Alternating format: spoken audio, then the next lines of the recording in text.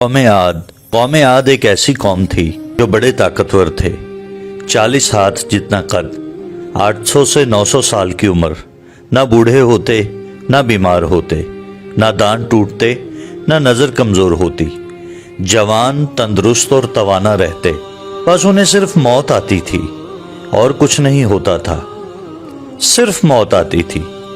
ان کی طرف اللہ تعالیٰ نے حضرت ہود علیہ السلام کو بھیجا۔ انہوں نے ایک اللہ کی دعوت دی، اللہ کی پکڑ سے ڈرایا، مگر وہ بولے، اے ہود، ہمارے خداؤں نے تیری عقل خراب کر دی ہے، جا کے اپنے نفل پڑھ، ہمیں نہ ڈرا، ہمیں نہ ٹوک، تیرے کہنے پر کیا ہم اپنے باپ دادا کا چلن چھوڑ دیں؟ عقل خراب ہو گئی ہے تیری، جا کے اپنا کام کر، تیرے کہنے پر چلیں گے تو ہم تو بھوکے مر جائیں گے۔ انہوں نے شرک، ظلم اور گناہوں کے طوفان سے اللہ کو للکارا، تکبر اور غرور میں بدمست بولے۔ ترجمہ: اب قوم عاد نے تو بے وجہ زمین میں سرکشی شروع کر دی اور کہنے لگے، ہم سے زور آور کون ہے؟ کیا انہیں یہ نظر نہیں آیا کہ جس نے اسے پیدا کیا وہ ان سے بہت ہی زیادہ طاقتور ہے؟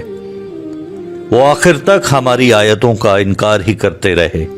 کوئی ہے ہم سے زیادہ طاقتور تو لاؤ، ہمیں کس سے ڈراتے ہو؟ اللہ نے قحط بھیجا، بھوک لگی، سارا غلہ کھا گئے، مال مویشی کھا گئے، حرام پر آ گئے، چوہے بلی کتے کھا گئے، سانپ کھا گئے، درخت گرا کر اس کے پتے کھا گئے، بھوک نہ مٹی، نہ بارش ہوئی، نہ قطرہ گرا، نہ غلہ اگا۔ پھر تنگ آ کر اپنا ایک وفد بیت اللہ بھیجا۔ ان کا دستور تھا جب مصیبت آتی تو اوپر والے کو پکار اٹھتے، جب دور ہو جاتی تو اپنے بتوں کو پوجنے لگتے۔ بیت اللہ وفد گیا اور کہا، ہمارے لیے اللہ سے دعا کرو کہ بارش برسائے۔ اللہ نے 3 بادل پیش کیے، کالا، سفید، سرخ۔ اللہ نے فرمایا، ان میں سے ایک کا انتخاب کرو۔ انہوں نے آپس میں مشورہ کیا کہ سرخ میں تو ہوا ہوتی ہے، سفید خالی ہوتا ہے، کالے میں پانی ہوتا ہے، کالا مانگو۔ اللہ تعالیٰ نے کہا، واپس پہنچو، بادل بھیجتا ہوں۔ وہ خوشی خوشی واپس آئے۔ سب لوگ ایک میدان میں جمع ہوئے، بادل آیا، وہ ناچنے لگے کہ اب بارش ہوگی، قحط مٹے گا، کھانے کو ملے گا۔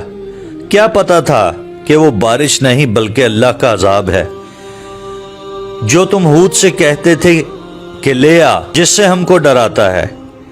اس بادل میں ایسی تند و تیز ہوا تھی کہ جس نے ان کو اٹھا مارا، ان کے گھر اکھاڑ دیے اور لوگ تنکوں کی طرح اڑ رہے تھے۔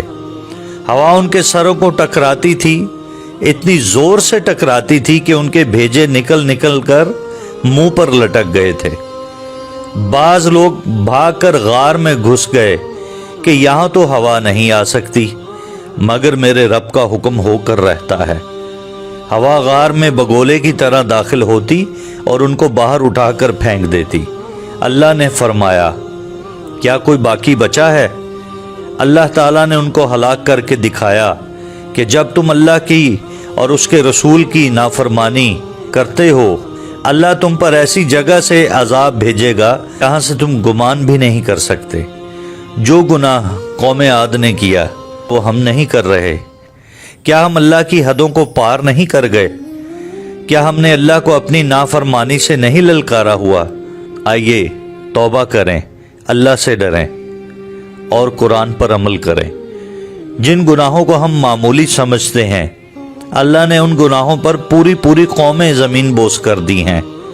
اللہ تعالی ہمیں توبہ کرنے کی توفیق عطا فرمائے اور اپنے رستے کا مسافر بنائے۔ آمین۔